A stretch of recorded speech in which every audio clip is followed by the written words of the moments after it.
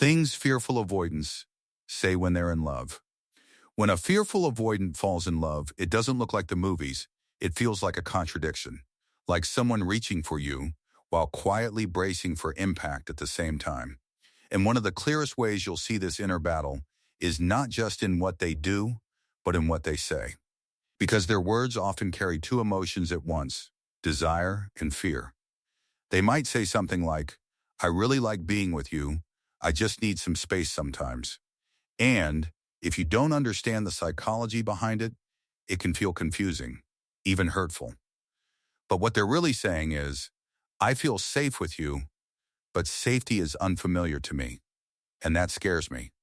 You see, a fearful avoidant is someone who deeply craves connection, but has been conditioned, often through past emotional wounds, that closeness leads to pain. So when love starts to feel real, their nervous system doesn't just relax, it becomes alert.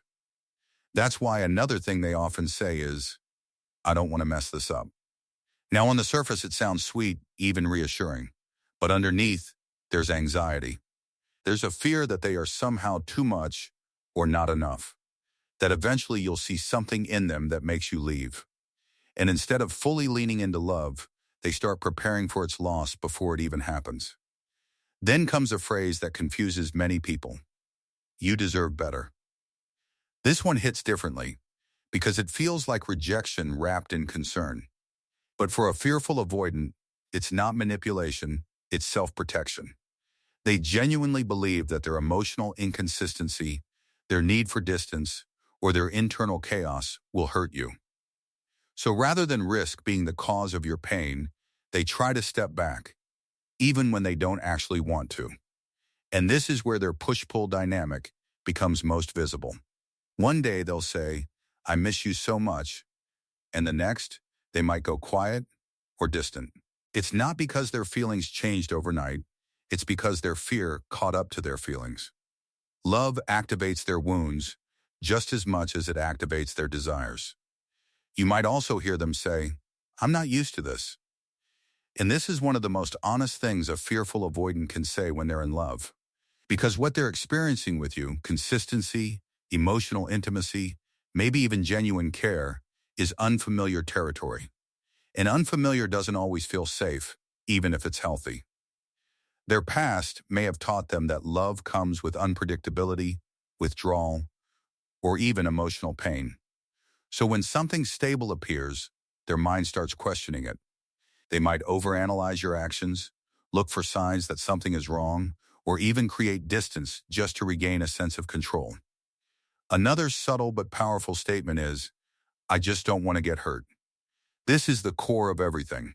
Every mixed signal, every moment of withdrawal, every confusing behavior, it all comes back to this one fear. They're not avoiding you, they're avoiding the possibility of pain. And ironically, in trying to protect themselves, they sometimes create the very disconnection they fear. You may also notice them saying things like, "I need to figure myself out," especially when things start getting serious. And again, it can feel like they're pulling away just when things are going well. But in their mind, love triggers a deeper introspection. It forces them to confront parts of themselves they've kept hidden, their insecurities, their fears of abandonment, their struggle with trust. And instead of navigating it openly, they retreat inward, not because they don't care, but because they care so much that it overwhelms them. And then there's a phrase that feels like hope and uncertainty mixed together. "I've never felt this way before." When a fearful avoidant says this, believe it. Because for them, feeling deeply connected to someone is both rare and terrifying. It's not casual, it's not light, it's intense.